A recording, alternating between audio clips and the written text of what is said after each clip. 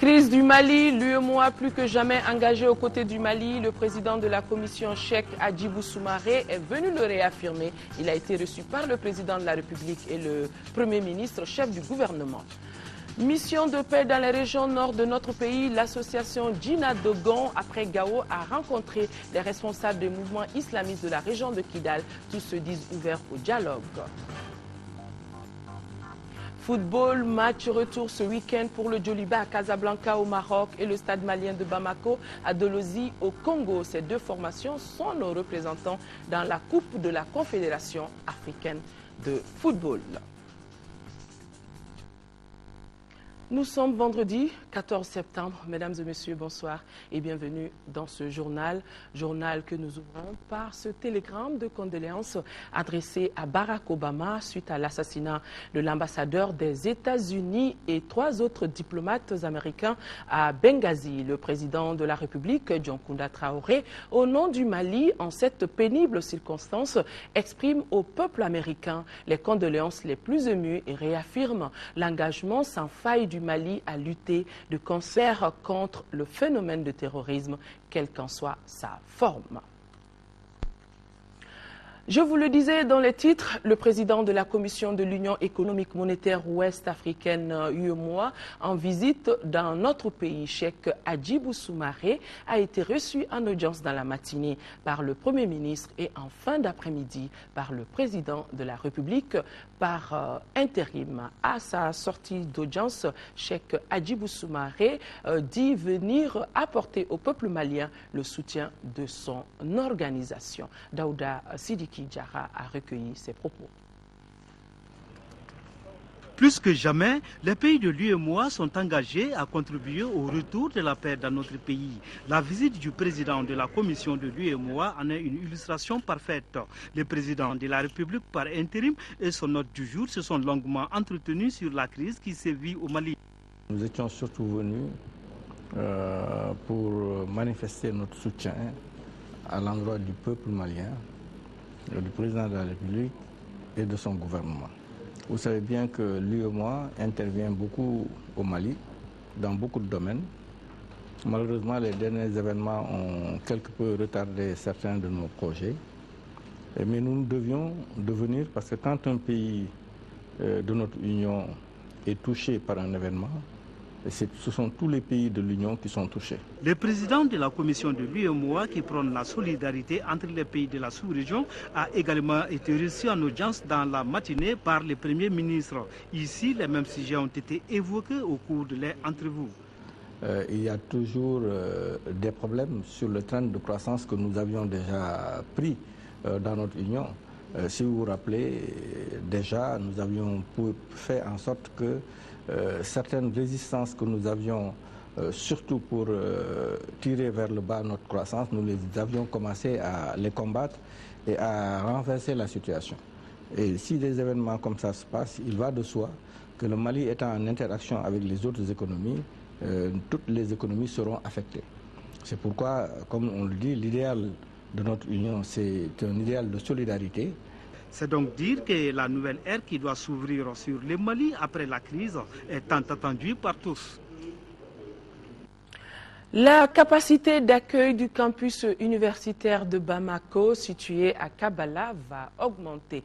7 blocs administratifs et pédagogiques seront construits à partir de l'année prochaine par le gouvernement chinois pour un montant de plus de 35 milliards de francs CFA. Le contrat d'extension du projet a été signé entre l'ambassade de la République populaire de Chine au Mali et le ministre de l'Enseignement supérieur et de la Recherche scientifique. Reportage signé Mohamed Diarra. Des paraphes pour immortaliser une cérémonie hautement importante. La signature du contrat d'extension du projet de construction du campus universitaire de Bamako à Kabala. Par ces actes, le gouvernement chinois concrétise son engagement à soutenir le Mali dans divers domaines. La partie chinoise doit réaliser 7 blocs administratifs et pédagogiques sur le site de Kabala. Il s'agit de 2 facultés, d'un centre multimédia, d'une école doctorale. La liste n'est pas exhaustive. Ces réalisations d'un montant de 35 milliards de francs CFA constituent la première phase d'un projet de 2, une première dans la sous-région. De la cité universitaire de Kampala est le plus grand projet à réaliser en Afrique de l'Ouest. Donc, vous pouvez constater, le Mali occupe une place très très importante dans la relation sino-africaine. La réalisation de ces ouvrages doit augmenter la capacité d'accueil du campus de Kabala. L'État, lui, a la charge de construire la zone résidentielle du campus de Kabala pour un montant de 25 milliards de francs CFA. L'engagement d'aujourd'hui de la partie chinoise s'ajoute à un riche bilan qui caractérise la coopération entre nos deux peuples et nos deux États. La réalisation de ces infrastructures va améliorer considérablement la qualité de l'enseignement, promouvoir la recherche scientifique et technologique et contribuer au développement du Mali. Les études de faisabilité ont été faites par des experts chinois. Par ce partenariat, le Mali et la Chine accordent leur violon au grand bonheur de l'école malienne. Inondation en deuxième région, 2 membres du gouvernement se sont rendus à Tomodo. Tomodo, c'est dans la commune rurale de Falou. La zone a connu de grandes quantités de pluie et les populations de la zone ont reçu un important lot de vivres. Ce geste est là pour témoigner de la solidarité du gouvernement à l'endroit de ces sinistrés. Moïse Traoré, compte rendu. En Tomodo, la matrone est obligée d'opérer sous une tente. C'est une des conséquences de la forte pluie qui a inondé ou dévasté une quarantaine d'habitations et englouti des milliers de plants de mil. Sur 8 points d'eau, un seul puits fonctionne actuellement. La présidente des femmes et le représentant des jeunes se réjouissent de l'intervention appropriée du ministère de l'Action humanitaire qui s'est élevé à 11 millions. Le gouvernement a gracieusement offert 10 tonnes de riz, 50 cartons d'eau de javel, 150 moustiquaires, 2 cartons d'aquataps et 15 tentes aux populations de Tomodo. Le préfet du cercle de Nara a offert 300 kg de mil et 6 flacons d'eau de javel aux populations de Kolongoroba et Bandjougoubougou, avec 6 flacons d'eau de javel et 1 tonne de mil aux populations de Tomodo. Comme le préfet l'a dit, d'éviter de construire dans les cours d'eau et sur les voies de passage des eaux. Ça, c'est important. Le ministre délégué chargé du budget accompagne son collègue de l'action humanitaire et de la solidarité et des personnes âgées. Dans le même cercle de Nara, les villages Siebougou et Falou sont menacés par l'arrivée imminente des eaux de ruissellement. D'autres localités restent exposées. Nous essayons de voir avec les autorités régionales la zone la plus sinistrée parce qu'on ne peut pas voir tout. Mais en tout cas, nous essayons de travailler avec les autorités régionales, les autorités préfectorales, pour que nous puissions aller vers les endroits les plus sensibles. Et nous continuerons à le faire si besoin est. Sédou Doukouré, le chef de village, et Mamadou Kanté, l'imam, à qui les membres du gouvernement ont rendu une visite de courtoisie, seront comblés de voir construire la principale piste d'accès Diadjebougou-Falou. Une délégation de l'association de Guina Dogon me fait signe, mes cousins Dogon, il faut bien prononcer Guina Dogon. L'association poursuit donc sa mission au nord du Mali. Après Gao, la délégation vient d'arriver à Kidal, dans la capitale des Iforas. La délégation a rencontré les responsables des mouvements islamistes en Sardine et autres acteurs de la crise. Nos envoyés spéciaux Bourama Traoré et Dembawan. C'est aux environs de 16 h que la délégation de Guina Dogon est arrivée à Kidal, une région sous le contrôle du groupe islamiste en Sardine. Aussitôt arrivée, la délégation a eu des entretiens avec les responsables du mouvement dans une villa de la ville. Ici, pas de caméras, pas d'appareil photo, encore moins d'enregistreurs. D'entrée de jeu, le président de Guina Dogon a expliqué à ses interlocuteurs l'objet de la mission. Il s'agit de venir s'enquérir de la situation et d'échanger avec les différents groupes armés pour une sortie de crise. En Sardine, par la voix de son porte-parole, Ahmadine Agbibi s'est dit ouvert au dialogue. Le mouvement islamiste propose même la tenue d'une concertation nationale sur le conflit. De quoi rassurer le président de Guina Dogon. C'est des personnes qui sont prêtes à discuter, à dialoguer avec les plus hautes autorités. De retour de Kidal, la délégation de Guinée-Dogon a rencontré à Néfis le chef du groupe islamiste en Sardine, Yad Agalé.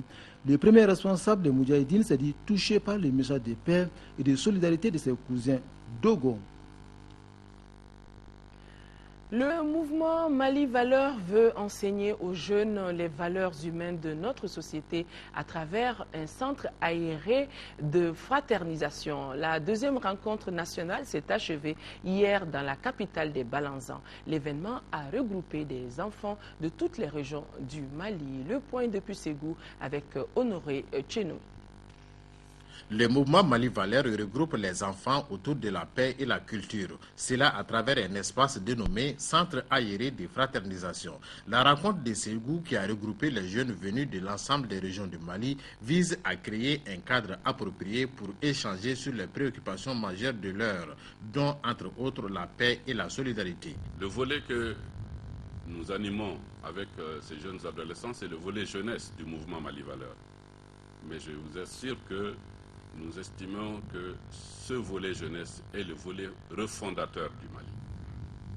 Dès lors qu'il sera possible de formater une autre catégorie d'adolescents, de préparer une génération qui est en ce moment sur les bancs de l'école, de les préparer à se prendre en charge, à prendre en charge leur Mali, selon des règles et des principes moraux ou éthiques plus rigoureux.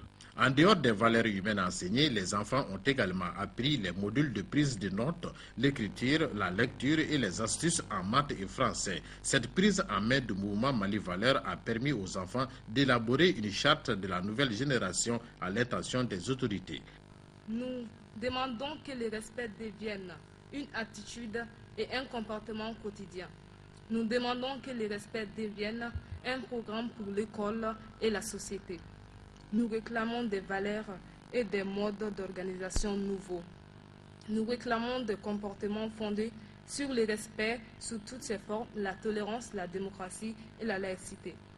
Les autorités scolaires ont fortement apprécié ces centres aérés de fraternisation qu'il faut rappeler a été organisé par le mouvement Mali Valeurs en partenariat avec le club Pascal Baba Koulibaly, Koura Film et la fondation Festival sur le Niger. Processus de paix dans notre pays, les femmes se mobilisent pour être au centre du processus de recherche de la paix dans notre pays. Elles viennent d'organiser une conférence débat sur le thème Femmes, Sécurité et Paix, et cela à travers la coalition Droit, Intégration et Médiation de la CAFO. Cette rencontre qui s'est tenue ici à Bamako vise à informer les femmes sur leurs droits et devoirs en période de crise. Agali Mohamed Aguissa. C'est une salle pleine de femmes qui a servi de cadre à cette conférence sur les thèmes Femmes, Insécurité et Paix. Cet espace d'échange initié par la coordination des associations et ONG féminines CAFO à travers la coalition Droit, Intégration et Médiation vise un seul objectif, celui d'informer et sensibiliser les femmes sur leurs droits et devoirs en période de crise. Les femmes, elles sont sous-informées. C'est-à-dire la vraie information leur échappe parce qu'elles ne sont pas aux instances où on prend les grandes décisions. Donc je pense que c'est à travers ces espaces citoyens d'information que nous pouvons accéder aux femmes de la base. Et c'est fort de tout ça qu'on a organisé cet espace. Aujourd'hui, nous sommes exclus des instances de prise de décision. Ça aussi, ce n'est pas une revendication, mais nous dénonçons la manière. Les femmes et les enfants sont les premières victimes des crises, selon certains observateurs. C'est pourquoi ils doivent être au centre de toutes les actions humanitaires. Il y a beaucoup de choses à faire. Il y a beaucoup de choses à faire pour encourager une meilleure participation des femmes, participation effective, une participation, j'allais dire, qualitative, quantitative dans le processus de paix, dans le processus de médiation en cours. Je crois que les femmes, en tant que premières victimes de la crise, doivent être considérées comme les premiers bénéficiaires. S'il y a des actions humanitaires à mener, les femmes doivent être au cœur en termes d'assistance. S'il y a des actions à mener pour sortir de la crise, les femmes doivent être au cœur, doivent être au centre. Il faut remettre la femme au cœur de tout ce qu'on doit faire pour sortir de la crise au Mali. Les organisateurs de la conférence ont condamné les violences faites aux femmes et ont invité celles-ci à participer activement au développement du pays. L'actualité sur un autre chapitre, sensibiliser la jeunesse malienne sur les enjeux des élections législatives et présidentielles. Telle est la mission à laquelle s'attellent désormais les SOFA de la République dans la deuxième étape de leur combat patriotique. Cette vaste campagne qui concernera Bamako et les 5 régions libres du pays a été lancée au cours d'une conférence de presse qui a été suivie pour nous par Aboubakar Meiga. L'attention de la majorité du pays est tournée vers la reconquête du territoire. La réussite des élections prochaines constitue aussi une préoccupation majeure aux yeux des jeunes du mouvement SOFA. Ils prônent surtout une implication effective de la jeunesse malienne. Pour eux, les problèmes maliens seraient partis de l'abstention de la couche juvénile au vote. Et la solution que proposent les SOFA est d'approcher les jeunes dès maintenant afin de les informer sur leur rôle capital dans les choix du candidat idéal. C'est de les inciter dans un premier état à se doter d'une carte d'électeur, d'une carte d'identité. Pour ceux-là qui ne sont pas inscrits, à se faire inscrire sur les cartes d'électeurs. Pour ceux-là qui n'ont pas retiré leur carte, qu'ils aillent retirer leur carte d'électeur. Pour ceux-là qui en ont déjà les siennes, qu'ils les gardent jalousement jusqu'au jour des élections. Et que aussi les jeunes puissent savoir que le thé, le sucre et les 2000 francs ne vaut rien par rapport au mandat que tu accordes pendant 5 ans. Parce que tu ne peux plus jamais le retirer. Cette vaste campagne de mobilisation de la jeunesse sera menée d'abord à Bamako, puis dans toutes les régions du Mali, excepté Gao, Kidal et Tombouctou. En attendant, les SOFA veulent inciter les jeunes de la capitale à prendre soin de l'environnement de leur commune à travers le curage des caniveaux. Tout le monde pense que c'est aux élus de faire tout à notre place, pendant qu'on est autour du thé, pendant qu'on est en train de penser à appeler, à téléphoner, à parler de tout ce qui est jouissance. Mais par ce acte que nous allons initier à partir du marché de Médine, le lundi en 8, où on va aller curer des caniveaux là-bas, c'est pour joindre l'acte à la parole. Parce que cette ordure qui est au Sougouninkroa peut être transportée par le vent et débarquer dans ma chambre à Lafiabougou et aller et polluer ma bouffe que je vais manger qui va m'intoxiquer plus tard. Le mouvement SOFA est apparu juste après les événements du 22 mars dernier. Il est constitué essentiellement de jeunes rappeurs et d'acteurs de showbiz maliens. Les SOFA étaient récemment dans la région de Mopti pour rencontrer les troupes militaires afin de leur exprimer le soutien de la jeunesse malienne. L'Agence nationale pour l'emploi tient depuis hier son 22e conseil d'administration, une session placée sous le signe de la méditation compte tenu de la crise sans précédent que traverse notre pays. Au titre de l'année qui s'annonce, l'agence compte sur la création de projets innovants afin d'insuffler une nouvelle dynamique à ses activités. Nyanya Aliou Traoré. Au cours de l'année 2011, l'Agence nationale pour l'emploi ANPE a enregistré plus de 6000 demandes d'emploi.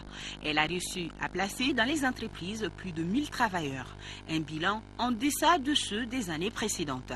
C'est pour pallier ces déficits que cette 22e session du conseil d'administration de l'ANPE a mis un accent particulier sur la création de projets novateurs.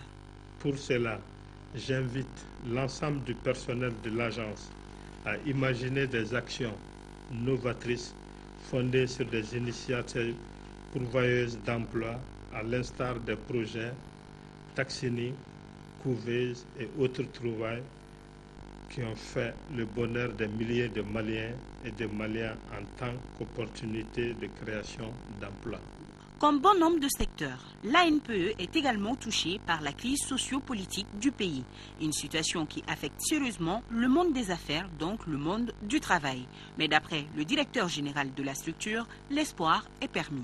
Oui, l'espoir est permis, c'est-à-dire que tout le monde sait qu'après les conflits, il y a beaucoup de travail. Et ça va permettre de remettre le maximum de gens au travail. Et ça va nous permettre de recadrer notre action vers les besoins essentiels des populations. Parce qu'il faut, dès le départ, il faudra assurer le minimum. Les conditions économiques minimum nécessitent beaucoup d'investissement. Et c'est pour ça que nous sommes en train de prendre les dispositions avec l'accord du conseil d'administration pour être prêts à relancer la machine le moment venu. On est très confiants. Nous savons que le plus dur est quand même derrière. Et nous prions pour que la situation redevienne normale le plus rapidement possible. À noter que les actions de l'ANPE sont basées sur la promotion de l'emploi salarié et sur l'aide à l'auto-emploi, des secteurs qui lui ont permis de créer 83 unités de production pour 987 emplois directs. La compagnie aérienne éthiopienne, ou si vous voulez Ethiopian Airlines, inaugure un nouvel appareil, son premier Boeing 787. Bamako est l'une des premières étapes de cette inauguration qui s'est déroulée en présence des responsables de l'aviation civile. Et notre reporter Alousseni Touré aussi a eu la chance de suivre cette cérémonie d'inauguration.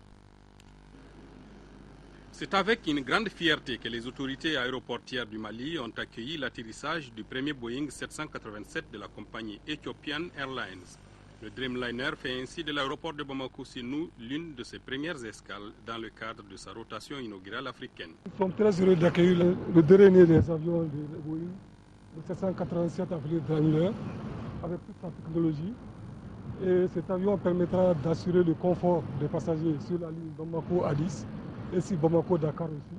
L'aéroport international de Bamako est désormais équipé de l'assistance nécessaire pour accueillir toutes sortes d'aéronefs. C'est un événement. Un nouvel avion est un événement. Un avion de ce genre, c'est une révolution technologique. Vous savez que le Dreamliner, c'est l'avion du futur. Et c'est le prototype qui risque d'intéresser tous les autres constructeurs. Le Dreamliner, qui a une capacité d'embarquement de 270 places, s'envole désormais vers d'autres destinations. Quand technologie nous tient. Dans le cadre de la campagne agricole 2012-2013, une mission de supervision nationale s'est rendue dans 4 concessions rurales des communes rurales de Djalakoroba et Sanankoroba. C'est dans le cercle de Kati. La visite de parcelles et de champs vise à s'enquérir de l'état d'évolution générale de la campagne agricole. Voilà ce que nous dit dans ce reportage signé de Fademba Keita. 4 concessions rurales étaient concernées par cette mission de supervision nationale de la campagne agricole 2012-2013. Il s'agit des concessions rurales de Tambadoukouré, de Modibo Traoré, des villages de Djalakoroba et Heremakono. Celles de Alpha Mahmoud Guitei et de Kayetou Traoré, respectivement de Sinzana et de Niafala.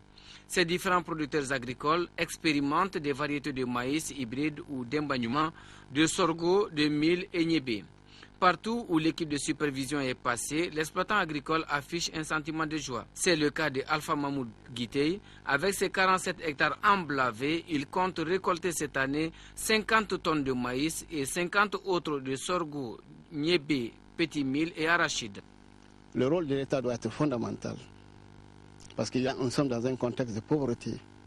Quelqu'un qui ne peut pas produire sa propre nourriture pendant l'année ne pourra pas sortir du sous-développement. Il faut développer les paysans à partir de la famille. Nous comptons beaucoup sur les récoltes de cette année. La direction régionale de l'agriculture, sur le plan service public, nous a beaucoup appuyé en nous donnant les subventions pour la sémence et pour l'engrais. La présente supervision s'inscrit dans cette logique d'intervention de la direction nationale de l'agriculture en collaboration avec l'ensemble des acteurs. À chaque fois qu'on va d'une concession à l'autre, alors ils apprécient la qualité de l'appui et conseils menés par nos collègues. Superviseurs et producteurs étaient unanimes que l'atteinte de l'objectif majeur de 10 millions de tonnes de céréales à l'horizon 2012, tel défini dans le plan d'action élaboré en mars 2008, nécessite l'implication de tous les acteurs.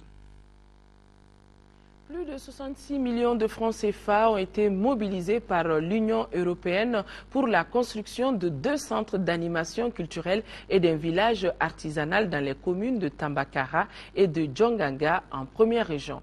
Cela pour promouvoir les secteurs de l'artisanat et de la culture dans cette zone. La culture soninké a été revisitée. Jafar Aïdara, compte rendu.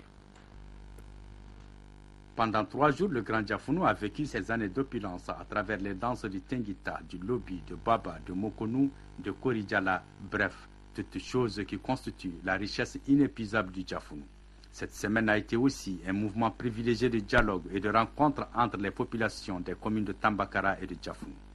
Elle a été aussi l'occasion de faire l'inventaire et la collecte des biens culturels. Au cours de cette semaine artistique et culturelle, le président du conseil régional et la coordinatrice du PADEX ont inauguré 2 centres d'animation culturelle dans les communes de Tambakara et de Djongaga plus un village artisanal entièrement équipé pour permettre de dynamiser et de promouvoir le secteur de l'art et de la culture dans les 2 communes bénéficiaires, mais également dans toute la zone de Diafonou. Et ces genres d'activités vraiment peuvent servir beaucoup nos communes. Le centre culturel va permettre à nos artistes de s'exprimer, de véhiculer des messages qui peuvent vraiment inviter non seulement nos autorités et nos braves populations à prendre des initiatives dans le cadre du développement local.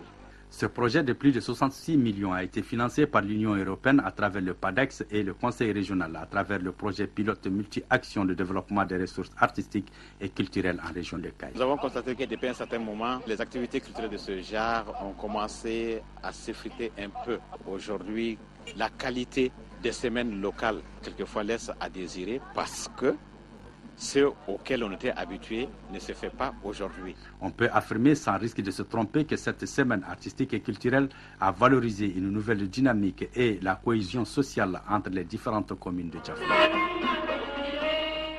Restons toujours dans la mouvance de culture. Lancement au Palais de la Culture de Bamako du nouveau livre de Aminata Dramane Traoré. Aminata Dramane Traoré qu'on ne présente plus. L'intitulé, c'est L'Afrique mutilée. L'ouvrage de 64 pages a été coécrit avec la Française Nathalie Ndella Mounier. Le livre parle des femmes éthiques et politiques, l'excision, l'économie ou encore de la mondialisation. C'est son domaine d'ailleurs. Pour plus de précision, Aminata Dramane Traoré au micro de Adama Djimde.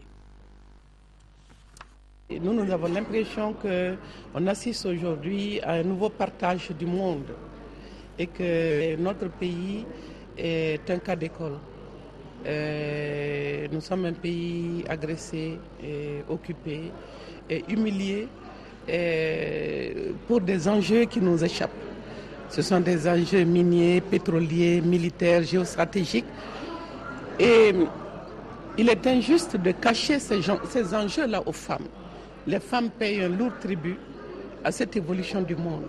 Or, la plupart du temps, on nous demande de nous en tenir à des politiques de promotion de la femme qui traitent de l'égalité, de la parité, c'est très bien. Mais tout cela suppose que vous êtes dans un pays souverain et que les hommes que vous avez envie d'égaler ont eux-mêmes la possibilité de s'en sortir. Je dis donc qu'il faut qu'on sorte de ces approches, de ces grilles de lecture qui nous ont fait perdre un temps considérable. En fait, c'est une forme de discrimination que de destiner aux femmes un discours sur le développement et la démocratie qui ne leur permet pas de jouer leur rôle de citoyenne à part entière. Le livre contient cela. Il y a une réflexion sur le modèle de développement qui est un échec. Il suffit de regarder ce qui se passe chez eux. La démocratie est un échec. Il suffit de voir leurs propres indignés. Ils ne regardent pas dans leur propre rue. Ils n'entendent pas leur propre peuple, mais ils prétendent sauver nos peuples. Et le résultat, on voit ce qui s'est passé en Libye et ce qui s'y passe encore. Une nouvelle parution dans vos kiosques, désormais retrouvez ce journal, l'intitulé L'Enquêteur, un hebdomadaire d'information et d'investigation qui va traiter des sujets relatifs à des enquêtes géostratégiques et géopolitiques, sans oublier les faits divers. Donc c'est un journal hebdomadaire que vous aurez dans les kiosques tous les jeudis.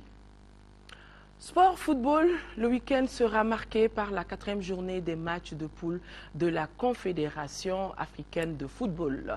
Les 2 représentants maliens vont jouer à l'extérieur. Le Djoliba AC jouera à Casablanca au Maroc contre le Wydad Athletic Club et le Stade malien de Bamako, lui, sera à Dolozi au Congo contre les Léopards. Avant le départ des 2 formations, notre équipe de reportage avec Abdul Karim Kaba a assisté au dernier entraînement. Voici son reportage. À Remakono, dans les fiefs des Rouges de Bamako, la mobilisation, l'ambiance est à son comble. Les supporters sont plus que jamais confiants pour cette rencontre à Casablanca, au Maroc.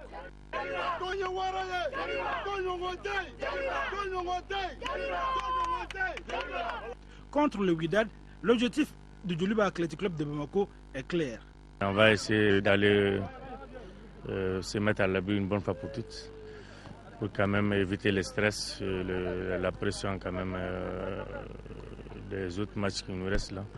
Je pense que nous allons à Casa pour gagner. Abondant dans le même sens, le défenseur central Mohamed Oumar Konaté dira que les joueurs sont conscients de l'enjeu, qui n'est autre que rester en tête du groupe. C'est vrai, nous sommes à l'avance par rapport aux trois autres équipes, mais on veut se mettre à l'abri dès ce match et puis préparer les autres matchs avec sérénité. Au match aller joué ici à Bamako, les Rouges avaient gagné par 2-1. Wydad Athletic Club de Casablanca, Djoliba assis, c'est ce samedi à Casablanca, au Maroc. À Sotiba, la sérénité et l'espoir sont les maîtres mots dans la famille blanche. Pour rester dans la course, il est impératif pour le Stade Malien de Bamako de faire un résultat positif à Dolezi au Congo contre l'AC Léopard. On est prêt, on se prépare tranquillement. Ce soir on a fait l'opposition. Et voilà, on a encore 3-4 jours tranquillement pour trouver les solutions. Mais voilà, là je suis vraiment content de mon groupe. On a bien travaillé, on va changer peut-être 2-3 joueurs par rapport au dernier match. Après avoir tout raté cette année, il ne reste plus que cette Coupe de la Confédération pour sauver la saison. Et pour ça, les acteurs comptent aller jusqu'au bout. Vu qu'aux phases allées, on a perdu beaucoup de points, donc il nous faut vraiment mettre tous les ingrédients pour pouvoir gagner ce match. Après 3 journées disputées, les Blancs occupent la 3e place du groupe B avec 2 points. L'AC Léopard de Dolezi, Stade Malien de Bamako, est prévu pour ce dimanche à Dolezi au Congo. La Fédération malienne d'athlétisme a reçu un lot de matériel sportif, ce dont est l'œuvre d'une de nos compatriotes, Ramatoulaye Dramé, athlète de l'équipe nationale. La cérémonie a été présidée par le ministre de la Jeunesse et des Sports en présence de notre reporter Isaac Tchenou. D'une valeur de plus de 3 millions de francs CFA, ce matériel sportif composé de 22 paires de chaussures à pointe, 4 paires de chaussures de lancer, 32 paires de training et 108 tenues sportives est une donation de Ramata Dramé, athlète malienne évoluant en France. Un geste qui ne peut laisser indifférents les responsables de l'athlétisme souffrant d'un manque de matériel adéquat.